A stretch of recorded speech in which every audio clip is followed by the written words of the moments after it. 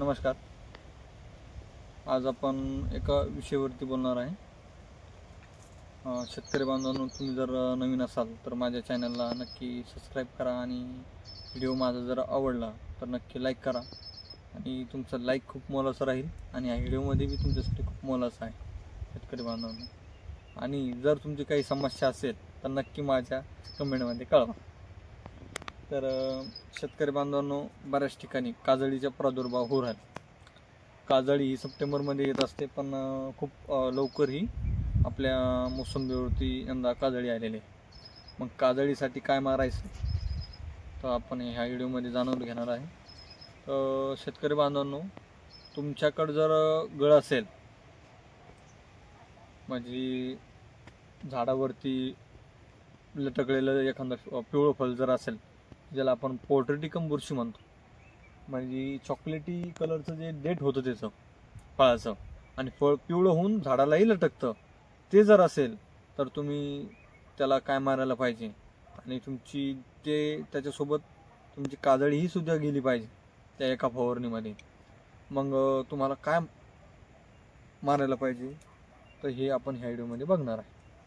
तर चला शेतकरी बांधवांनो, मी तुम्हाला सांगणार आहे की औषधाचे नाव, कुठलं औषध तुम्हाला मारायचं.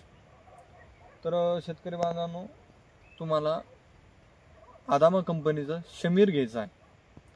हे पर लिटर पाण्याला 1.5 ml मारायचं आणि त्याच्यासोबत मोनोक्रोटोफॉस UPL कंपनीचं मारायचं. तर शेतकरी बांधवांनो, मोनोक्रोटोफॉस घेताना तुमचे जर फळाची जी स्टेज आहे, जर ती रस उतारण्याची स्टेज जर असेल तर तुम्ही ते मोनोक्रोटोफॉस काजळीसाठी मारायला नाही पाहिजे. कारण जर तुम्हाला माल द्यायचा असेल तर तुम्ही मोनोक्रोटोफॉस मारू शकता.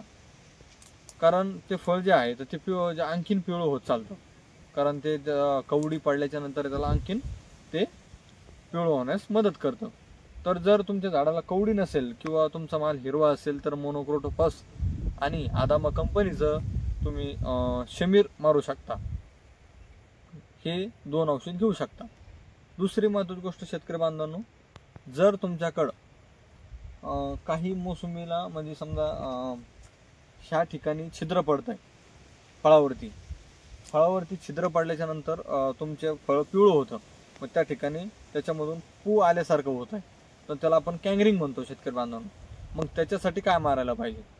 जर तुमच्या बगीच्यामध्ये ते जास्त प्रमाणात जर असेल किंवा कमी प्रमाणात जर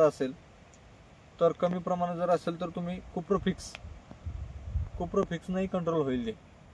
किंवा तुमच्या बगीच्यामध्ये काजळी जर कमी असेल तर तुम्ही अँट्राकॉल सुद्धाही मारू शकता.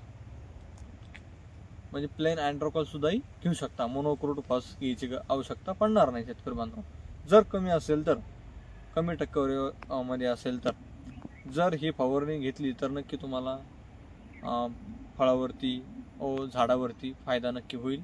माझा जर व्हिडिओ जर आवडला असेल तर नक्की माझ्या चॅनलला सबस्क्राईब आणि व्हिडिओला लाईक करा. आणि जर तुम्हाला कोणती जर समस्या असेल तर नक्की माझ्या कमेंट बॉक्समध्ये कळवा. माझा व्हिडिओ बघितल्याबद्दल धन्यवाद.